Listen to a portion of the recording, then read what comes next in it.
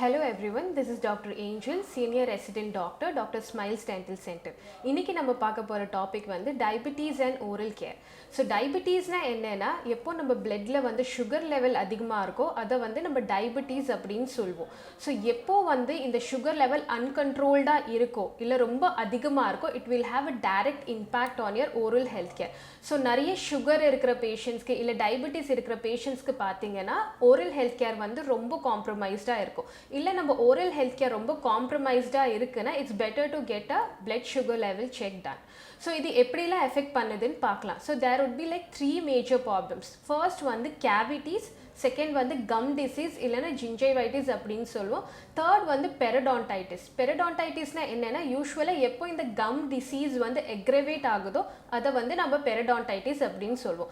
So இப்போ வந்து நம்ம ஒவ்வொண்ணா பார்க்கலாம். First வந்து cavities. Cavitiesனா என்னன்னா tooth decay அப்படினு சொல்லுவோம். So tooth ஓட outer structure இல்ல first structure வந்து எப்போ damage ஆகுதோ அப்போதான் decay வந்து form ஆகுது. So என்ன ஆகும்னா once வந்து இந்த decay form ஆயிருச்சுனா it is usually irreversible. இப்போ பல் சொத்தை வந்துருச்சுனா அத வந்து நம்ம ரிவர்ஸ் பண்ண முடியாது. So இருக்கிற ஸ்ட்ரக்சர் லாஸ் ஆனது தான் அதை நம்ம எடுத்துட்டு அதுக்கு என்ன further management அப்படினு நம்ம பார்க்கலாம். அதுக்கு என்ன ட்ரீட்மென்ட் வந்து further filling இல்ல RCTs அந்த மாதிரி போகும். பட் இது சொத்தை வந்து எப்படி வந்து எஃபெக்ட் பண்ணுதுனா டூத் ஸ்ட்ரக்சர் டயபிட்டிஸ் வந்து எப்படி இந்த டிகே ஃபார்ம் பண்ணுதுனா யூசுவலி வந்து நம்ம நிறைய சுகர் இன்டேக் வந்து ஹையா இருக்குனா that will have an effect on your tooth. So definitely வந்து இது டிகேவா வந்து மாறும். நெக்ஸ்ட் வந்து gingivitis. Again வந்து நம்ம நிறைய oral hygiene maintain பண்ணாம நிறைய வந்து deposits form ஆகுது. அது வந்து பாத்தீங்கன்னா டூத்துக்கும் கம்ஸுக்கும் இருக்கிற இன்டர்ஜங்ஷன்ல தான் வந்து deposits form ஆகும்.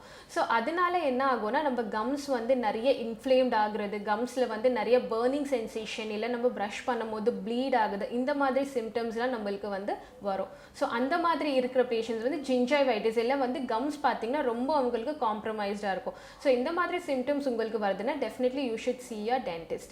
நெக்ஸ்ட் வந்து பார்த்தீங்கன்னா periodontitis. எப்படி வந்து இந்த கம் டிசீஸ் ரொம்ப எக்ரவேட் ஆகுது, இப்போ டெபாசிட்ஸ்ல நிறைய ஃபார்மேஷன் ஆனதுக்கு அப்புறம் இது வந்து டூத்துக்கு உள்ள சரௌண்டிங் டிஷ்யூஸ் அண்ட் ஸ்ட்ரக்சர்ஸ் இப்போ பார்த்தீங்கன்னா அதோட போன் இல்லை சரௌண்டிங் டிஷ்யூஸை வந்து எப்போ எஃபெக்ட் பண்ணுதோ அதை வந்து நம்ம periodontitis அப்படின்னு சொல்லுவோம். ஸோ இது என்ன இதில் என்ன சிம்டம்ஸ் ஆகும்னா early ஏஜ்லேயே நம்மளுக்கு வந்து டூத் லாஸ் ஆக சான்சஸ் நிறைய இருக்குது. If you have so much of decay இல்லை உங்களுக்கு கம் ப்ராப்ளம் இருக்குது இல்லைன்னா early டூத் லாஸ் இருக்குன்னா definitely you should see your dentist.